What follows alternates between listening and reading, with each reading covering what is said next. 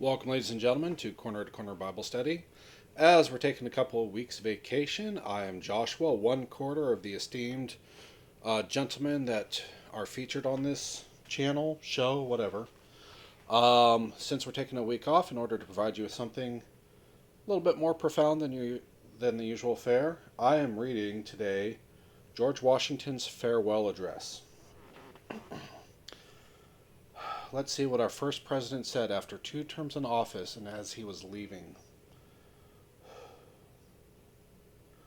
Friends and fellow citizens, the period for a new election of a citizen to administer the executive government of the United States being not far distant, and the time actually arrived when your thoughts must be employed in designating the person who is to be clothed with that important trust, it appears to me proper, especially as it may conduce to a more distinct expression of the public voice, that I should now apprise you of the resolution I have formed, to decline being considered among the number of those out of whom a choice is to be made.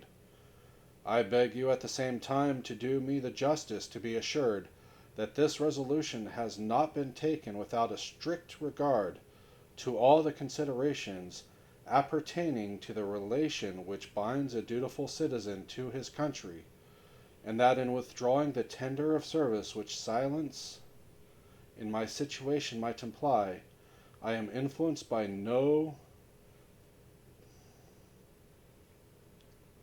sorry.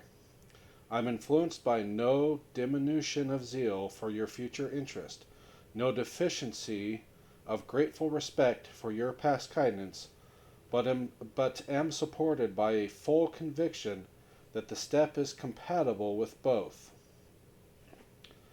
The acceptance of and continuance hitherto in the office to which your suffrages have twice called me have been a uniform sacrifice of inclination to the opinion of duty and to a deference for what appeared to be your desire.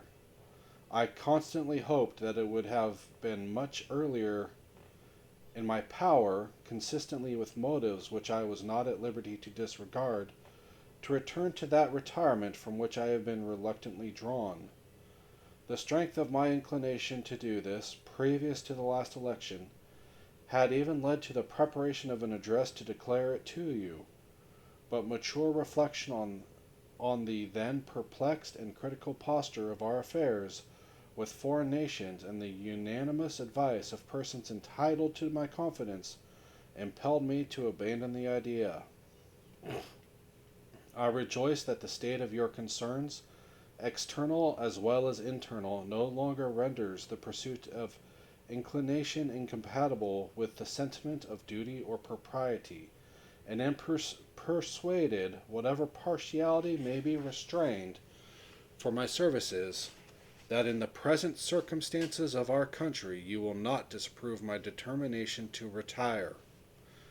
The impressions with which I first undertook the arduous trust were explained on the proper occasion. In the discharge of this trust, I will only say that I have, with good intentions, contributed towards the organization and administration of the government the best exertions of which our very fallible judgment was capable. Let me read that again. The best exertions of which a very fallible judgment was capable. Not unconscious in the outset of the inferiority of my qualifications, experience in my own eyes, perhaps still more in the eyes of others, has strengthened the motives to diffidence of myself, and every day the increasing weight of years admonishes me more and more that the shade of retirement is as necessary to me as it will be welcome. Satisfied that if any circumstances have given peculiar value to my services, they were temporary, I have the consolation to believe that, while choice and prudence invite me to quit the political scene, patriotism does not forbid it. In looking forward to the moment which is intended to terminate the career of my public life, my feelings do not permit me to suspend the deep acknowledgment of that debt of gratitude which I owe to my beloved country for the many honors it has conferred upon me. Still more for the steadfast confidence with which it has supported me, and for the opportunities I have thence enjoyed of manifesting my inviolable attachment by services faithful and persevering, though in usefulness unequal to my zeal. If benefits have resulted to our country from these services, let it always be remembered to your praise, and as an instructive example in our annals, that under circumstances in which the passions agitated in every direction were liable to mislead, amidst appearances sometimes dubious,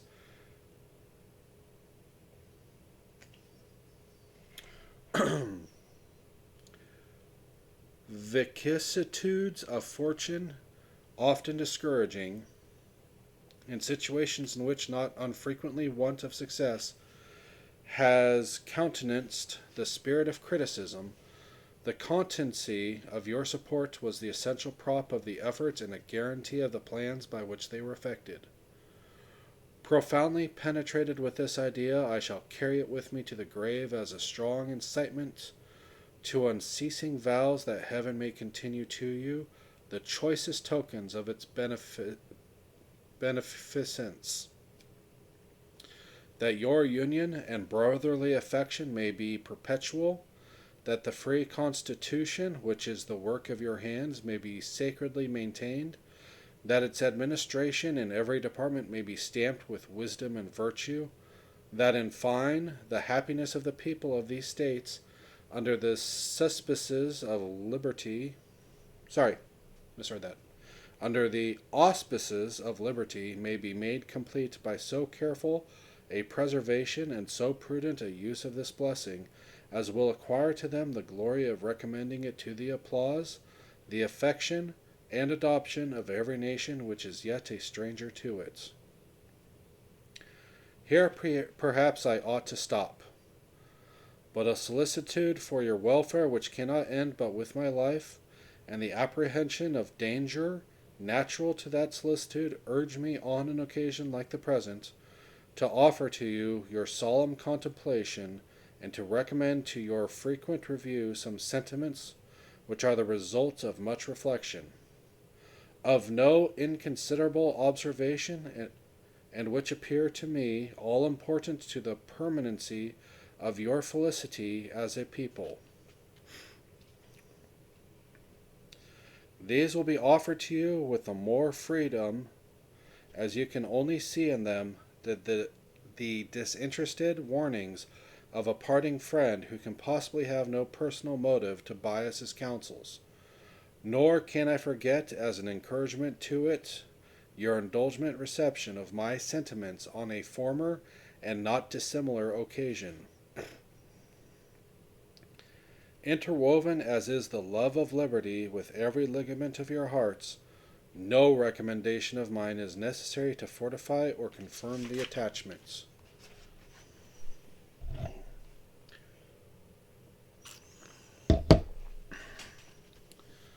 The unity of government, which constitutes you one people, is also now dear to you. It is justly so, for it is a main pillar in the edifice of your real independence, the support of your tranquillity at home, your peace abroad, of your safety, of your prosperity in every shape, of that very liberty which you so highly prize. But, as it is easy to foresee that from different causes and from different quarters much pains will be taken, many artifices employed to weaken in your minds the conviction of this truth, as this is the point in your political fortress against which the batteries of internal and external enemies will be most constantly and actively, though often covertly and insidiously, directed. It is of infinite moment that you should properly estimate the immense value of your national union to your collective and individual happiness, that you should cherish a cordial, habitual, and immovable attachment to it, accustoming yourselves to think and speak of it as of the palladium of your political safety and prosperity, watching for its preservation with jealous anxiety, discountenancing whatever may suggest even a suspicion that it can in any event be abandoned, and indignantly frowning upon the first dawning of every attempt to alienate any portion of our country from the rest, or to enfeeble the sacred ties which now link together the various parts. For this you have every inducement of sympathy and interest. Citizens by birth or choice of a common country, that country has a right to concentrate your affections. The name of American, which belongs to you in your national capacity, must always exalt the just pride of patriotism more than any appellation derived from local discriminations. With slight shades of difference, you have the same religion, manners, habits, and political principles. You have in common cause fought and triumphed together. You have in common cause fought and triumphed together. The independence and liberty you possess are the work of joint councils and joint efforts, of common dangers, sufferings, and successes. But these considerations, however powerfully they address themselves to your sensibility, are greatly outweighed by those which apply more immediately to your interest. Here every portion of our country finds the most commanding motives for carefully guarding and preserving the union of the whole. The North, in an unrestrained intercourse with the South, protected by the equal laws of a common government, find in the productions of the latter great additional resources of maritime and commercial enterprise and precious materials of manufacturing industry. The South, in the same intercourse, benefiting by the agency of the North, sees its agriculture grow and its commerce expand. Turning partially into its own channels the seamen of the North, it finds its particular navigation invigorated, and while it contributes in different ways to nourish and increase the general mass of the national navigation, it looks forward to the protection of a maritime strength to which itself is unequally adapted. The East, in a like intercourse with the West, already finds, and in the progressive improvements of interior communications by land and water, will more and more find, a valuable vent for the commodities which it brings from abroad or manufactures at home. The West derives from the East supplies requisite to its growth and comfort, and what is perhaps of still greater consequence, it must of necessity owe the secure enjoyment of indispensable outlets for its own productions to the weight, influence, and the future maritime strength of the Atlantic side of the Union, directed by an indissoluble community of interest as one nation. Any other tenure by which the West can hold this essential advantage, whether derived from its own separate strength or from an apostate and unnatural connection with any foreign power, must be intrinsically precarious.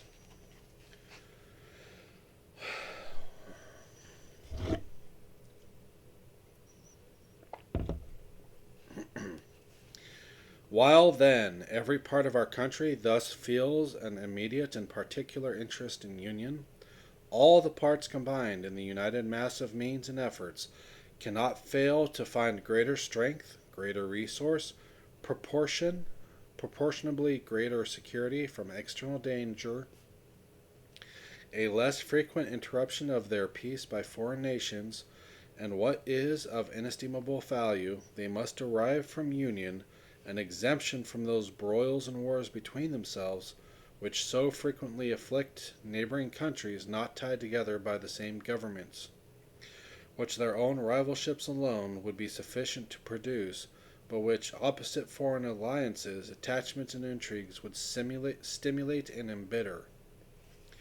Hence, likewise, they will avoid the necessity of these overgrown military establishments which, under any form of government, are inauspicious to liberty, and in which are to be regarded as particularly hostile to republican liberty. In this sense it is, that your union ought to be considered as a main prop of your liberty, and that the love of the one ought to endear you to the preservation of the other. These considerations speak a persuasive language to every reflecting and virtuous mind, and exhibit the continuance of the Union as a primary object of patriotic desire. Is there a doubt whether a common government can embrace so large of a sphere? Let experience solve it. To listen to mere speculation in such a case were criminal. We are authorized to hope that a proper organization of the whole, with the auxiliary agency of governments for the respective subdivisions, will afford a happy issue to the experiment. 'Tis well worth a fair and full experiment. Sorry, there was a note here. With such powerful and obvious motives to union, affecting all parts of our country, while experience shall not have demonstrated its impracticability, there will always be reason to distrust the patriotism of those who in any quarter may endeavor to weaken its bands. In contemplating the causes which may disturb our union, it occurs as matter of serious concern that any ground should have been furnished for characterizing parties by geographical discriminations, northern and southern, Atlantic and western, whence designing men may endeavor to excite to belief that there is a real difference of local interests and views. One of the expedients of party to acquire influence within particular districts is to misrepresent the opinions and aims of other districts. You cannot shield yourselves too much against the jealousies and heartburnings which spring from these misrepresentations. They tend to render alien to each other those who ought to be bound together by fraternal affection. The inhabitants of our western country have lately had a useful lesson on this head.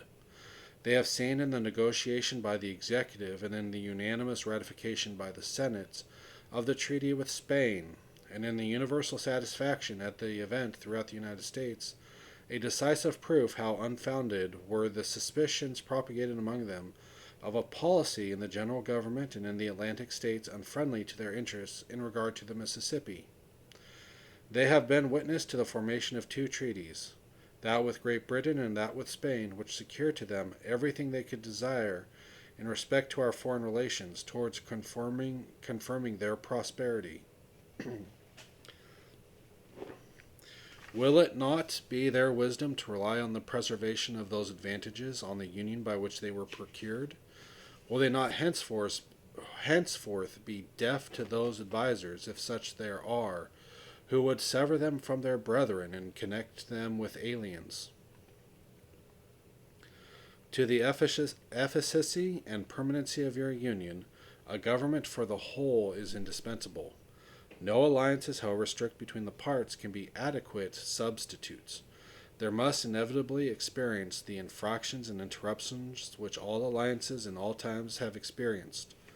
Sensible of this momentous truth, you have improved upon your first essay, by the adoption of a constitution of government better calculated than your former one for an intimate union and for the efficacious management of your common concerns.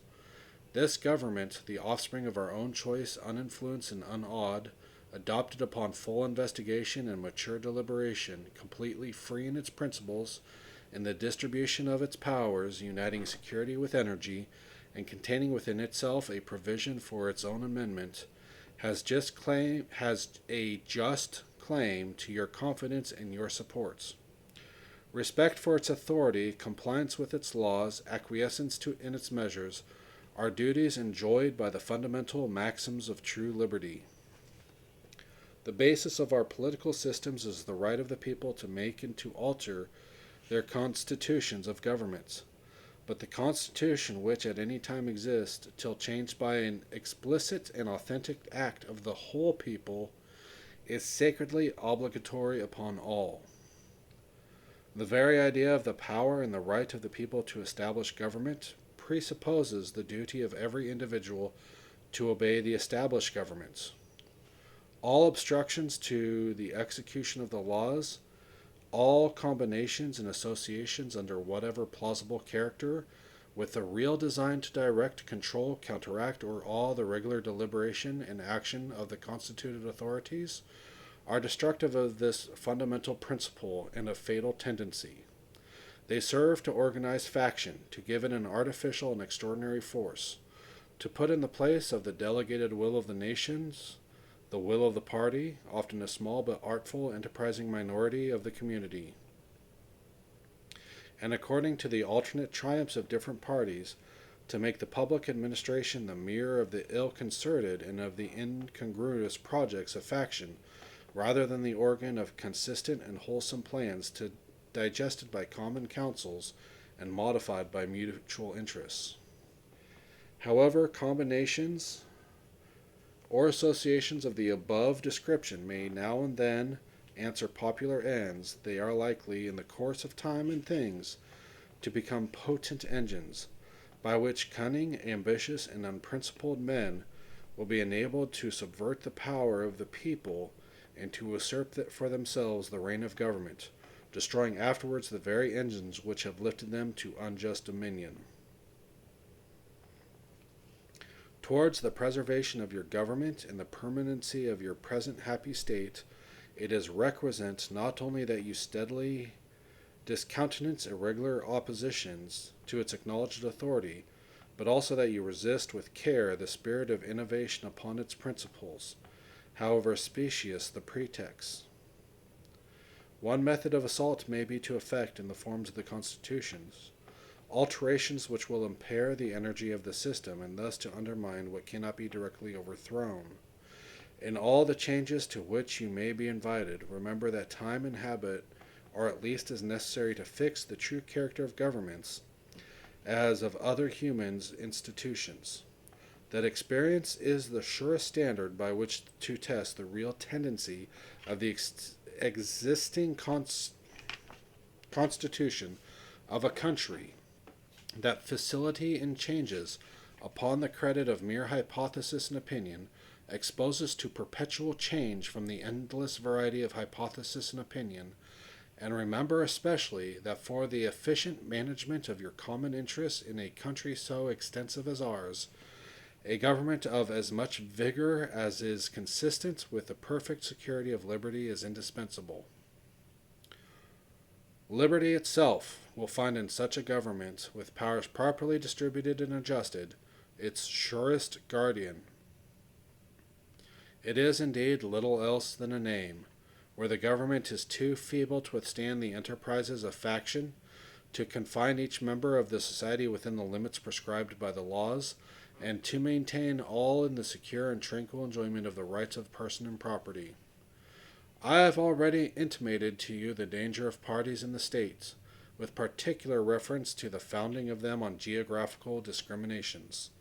Let me now take a more comprehensive view and warn you in the most solemn manner against the baneful effects of the spirit of party generally.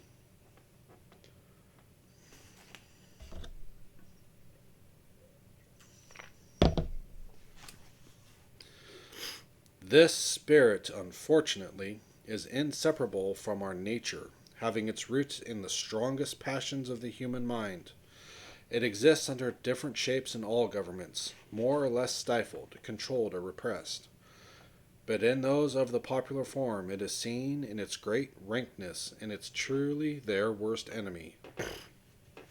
The alternate domination of one faction over another, sharpened by the spirit of revenge neutral to party dissension, which in different ages and countries have perpetrated the most horrid enormities, is itself a frightful despotism.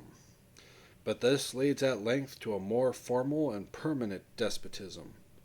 The disorders and miseries which result gradually incline the minds of men to seek security and repose in the absolute power of an individual, and sooner or later the chief of some prevailing faction, more able or more fortunate than its competitors, turns this disposition to the purposes of its own elevation on the ruins of public liberty. Without looking forward to an extremity of this kind, which nevertheless ought not to be entirely out of sight, the common and continual mischiefs of the spirit of party are sufficient to make it the interest and duty of a wise people to discourage and restrain it. It serves always to distract the public councils and enfeeble the public administrations. It agitates the community with ill-founded jealousies and false alarms, kindles the animosity of one part against the other, foments occasional riots and insurrection. It opens the doors to foreign influence and corruption, which find a facilitated access to the government itself through the channels of party passions. Thinking George Washington was a prophet at this point. Thus, the policy and the will of one country are subjected to the policy and will of another. There is an opinion that parties in free countries are useful checks upon the administrations of governments, and serve to keep alive the spirit of liberty. This, within certain limits, is probably true, and in governments of a monarchical caste, patriotism may look with indulgence, if not with favor, upon the spirit of party. But in those of the popular character, in governments purely elective, it is a spirit not to be encouraged. From their natural tendency, it is certain there will always be enough of that spirit for every salutary purpose, and there being constant dangers of excess, the effort ought to be, by force of public opinion, to mitigate and to assuage it. A fire not to be quenched, it demands a uniform vigilance to prevent its bursting into flame, lest instead of warming it should consume. It is important likewise that the habits of thinking in a free country should inspire caution in those entrusted with its administration, to confine themselves within their respective constitutional spheres, avoiding in the exercise of the powers of one department to encroach upon another. The spirit of encroachment tends to consolidate the powers of all departments in one, and thus to create, whatever the form of government, a real despotism. A just estimate of that love of power and proneness to abuse it which predominates in the human heart is sufficient to satisfy us of the truth of this position.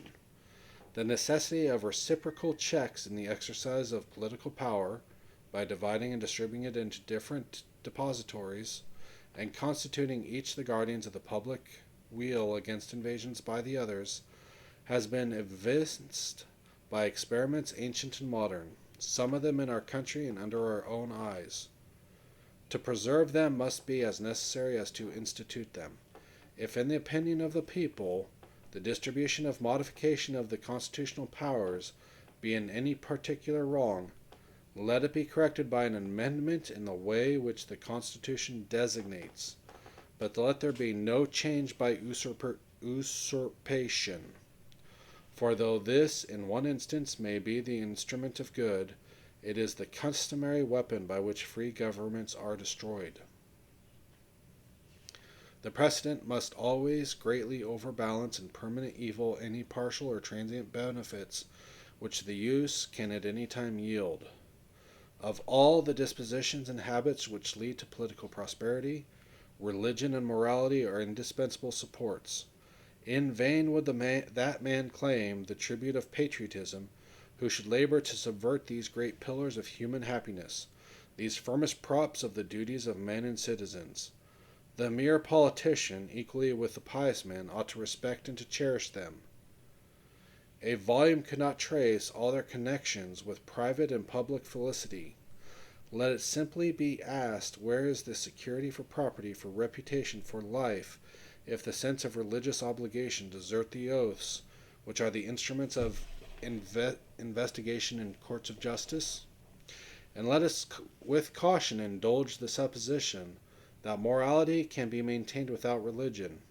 Whatever may be conceded to the influence of refined education on minds of peculiar structure, reason and experience both forbid us to expect that national morality can prevail in exclusion of religious principle. 'Tis substantially true that virtue or morality is a necessary spring of popular government. The rule indeed extends with more or less force to every species of free government. Who that is a sincere friend to it can look with indifference upon attempts to shake the foundations of the fabric? Promote, then, as an object of primary importance, institutions for the general diffusion of knowledge. In proportion as the structure of a government gives force to public opinion, it is essential that public opinion should be enlightened. As a very important source of strength and security, cherish public credit. One method of preserving it is to use it as sparingly as possible, avoiding occasions of expense by cultivating peace. But remember also that timely disbursements to prepare for danger frequently prevent much greater disbursements to repel it. Avoiding likewise the accumulation of debt. Sorry, I lost my place. Not only by shunning occasions of expense, but by vigorous exertions in time of peace to discharge the debts which unavoidable wars may have occasioned, not ungenerously throwing upon posterity the burden which we ourselves ought to bear. The execution of these maxims belongs to your representatives, but it is necessary that public opinion should cooperate. To facilitate to them the performance of their duty, it is essential that you should particularly bear in mind that towards the payment of debts there must be revenue, that to have revenue there must be taxes, that no taxes can be devised which are not more or less inconvenient and unpleasant, that the intrinsic embarrassment inseparable from the selection of proper objects, which is always a choice of difficulties, ought to be a decisive motive for candid construction of the conduct of the government in making it, and for a spirit of acquiescence in the measures for obtaining revenue which the public exigencies may at any time dictate.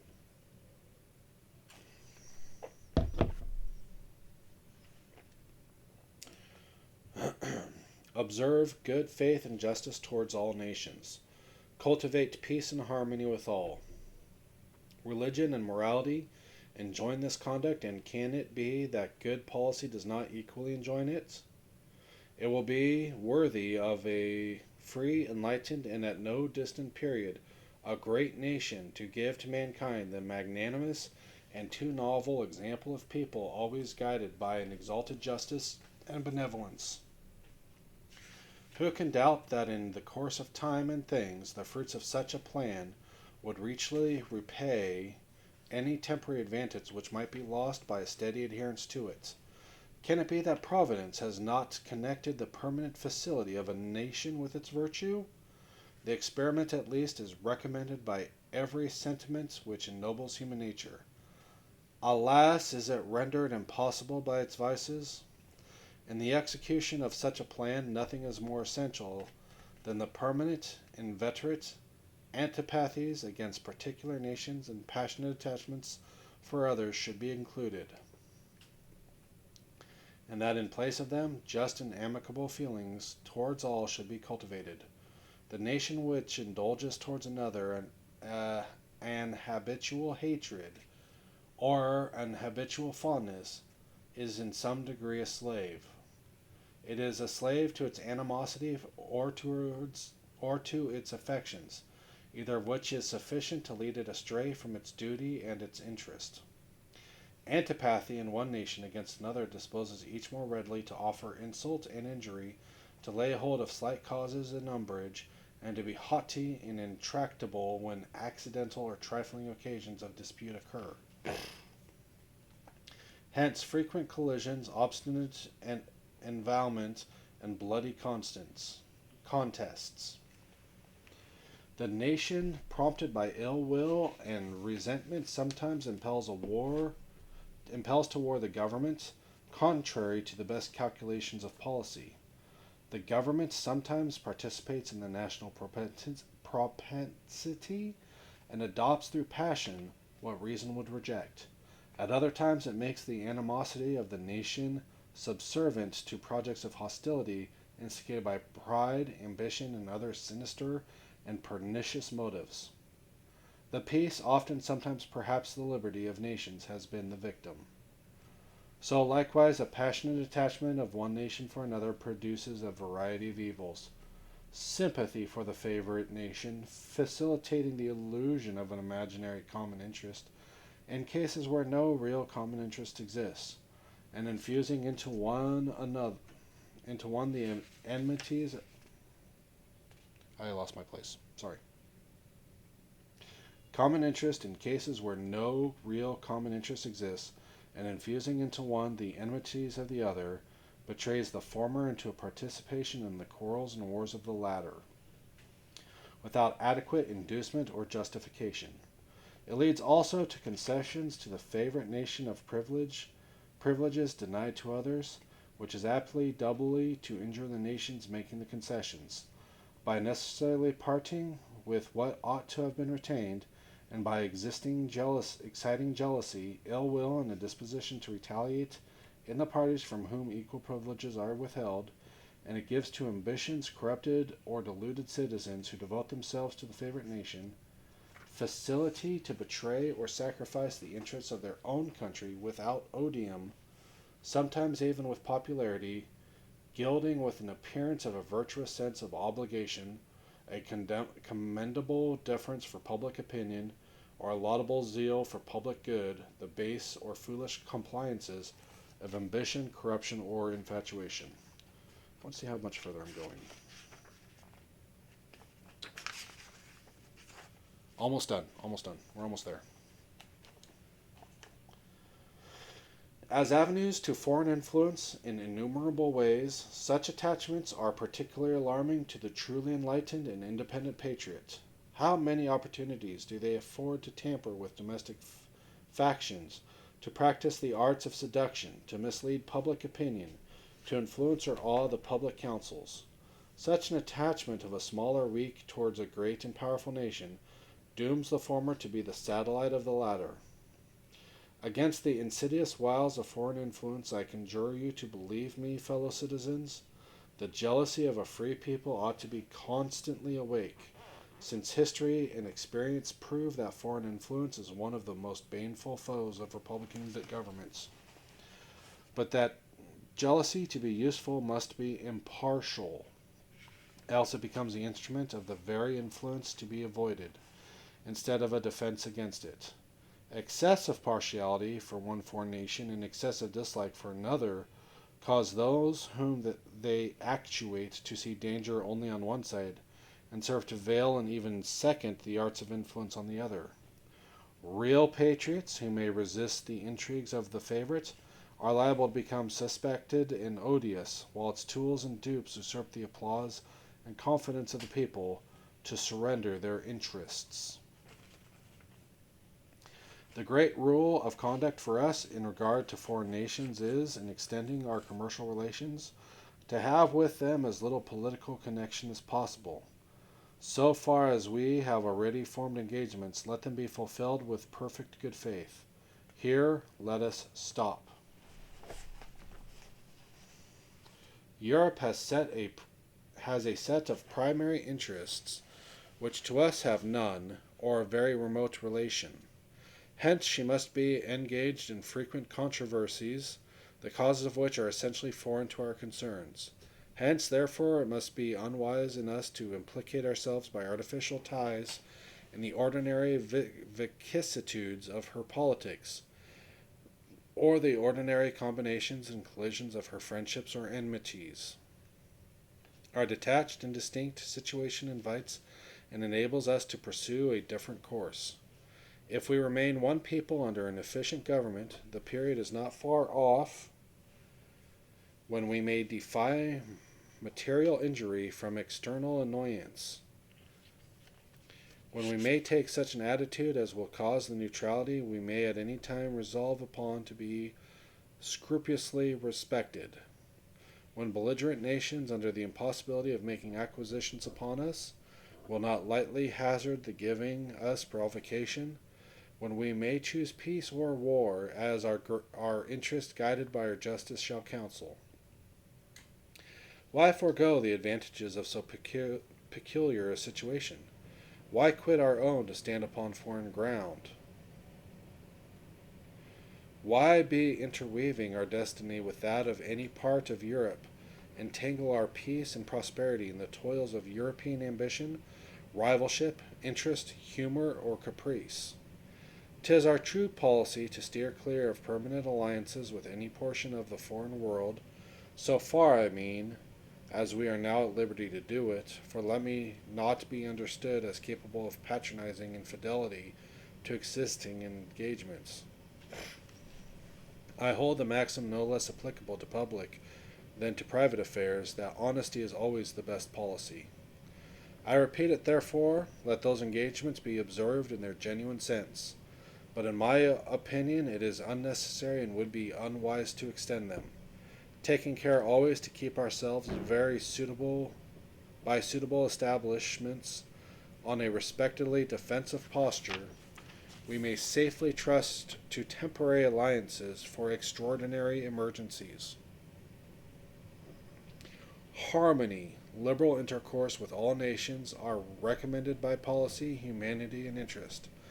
But even our commercial policy should hold an equal and impartial hand, neither seeking nor granting exclusive favors or preferences, consulting the natural course of things, diffusing and diversifying by gentle means the streams of commerce, but forcing nothing, establishing with powers so disposed, in order to give trade a stable course, to define the rights of our merchants, and to enable the government to support them, conventional rules of intercourse, the best that will present circumstances and mutual opinions will permit, but temporary and liable to be from time to time abandoned or varied, as experience and circumstances shall dictate, constantly keeping in view that it is folly in one nation to look for disinterested favors from another, that it must pay with a portion of its independence for whatever it may accept under the character,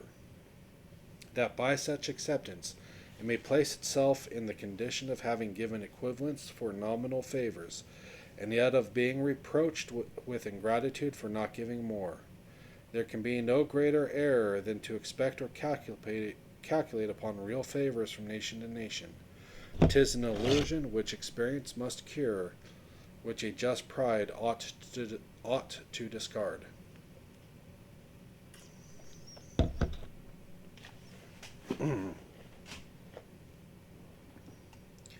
In offering to you, my countrymen, these counsels of an old and affectionate friend, I dare not hope they will make the strong and lasting impression I could wish.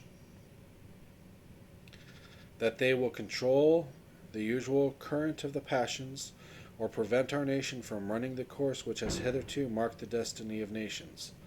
But if I may even flatter myself that they may be productive of some partial benefit, some occasional good, that they may now and then recur to moderate the fury of party spirit, to warn against the mischiefs of foreign intrigue, to guard against the impostors of pretended patriotism, this hope will be a full recompense for the solicitude for your welfare by which they have been dictated. How far in the discharge of my official duties I have been guided by the principles which have been delineated, the public records and other evidences of my conduct must witness to you and to the world, to myself the assurance of my own conscience is, that I have at least believed myself to be guided by them. In relation to the still subsisting war in Europe, my proclamation of the 22nd of April, 1793, is the index to my plan, sanctioned by your approving voice and by that of your representatives in both houses of Congress. The spirit of that measure has continually governed me, uninfluenced by any attempts to deter or divert me from it. After deliberate examination with the aid of the best lights I could obtain, I was well satisfied that our country, under all the circumstances of the case, had a right to take, and was bound in duty and interest to take, a neutral position. Having taken it, I determined, as far as should depend on me, to maintain it with moderation, perseverance, and firmness. The considerations which respect the right to hold this conduct, it is not necessary on this occasion to detail. I will only observe that, according to my understanding of the matter, that right, so far from being denied by any of the belligerent powers, has been virtually admitted by all. The duty of holding a neutral conduct may be inferred, without anything more, from the obligations which justice and humanity impose on every nation, in cases in which it is free to act, to maintain inviolate the relations of peace and amity towards other nations. The inducements of interest for observing that conduct will best be referred to your own reflections and experience. With me, a predominant motive has been to endeavor to gain time to our country to settle and mature its yet recent institutions, and to progress without interruption to that degree of strength and consistency which is necessary to give it, humanly speaking, the command of its own fortune. Though in reviewing the incidents of my administration, I am unconscious of intentional error, I am nevertheless too sensible of my defects not to think it was probable that I may have committed many errors. Whatever they may be, I fervently beseech the Almighty to avert or mitigate the evils to which they may tend. I shall also carry with me the hope that my country will never cease to view them with indulgence, and that after 45 years of my life dedicated to its service, with an upright zeal, the faults of incompetent abilities will be consigned to oblivion, as myself must soon be to the mansions of rest. Relying on its kindness, in this as in other things, and actuated by that fervent love towards it which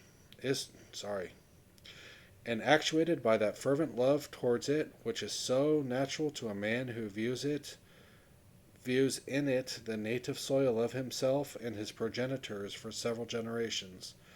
I anticipate with pleasing expectation that retreat in which I promise myself to realize, without alloy, the sweet enjoyment of partaking, in the midst of my fellow citizens, the benign influence of good laws, under a free government, the ever-favorite object of my heart and the happy rewards, as I trust, of our mutual cares, labors, and dangers. George Washington, United States, September 17th, 1796. Now, if you excuse me, I need to go screw my jaw back in place. Thank you very much for your time.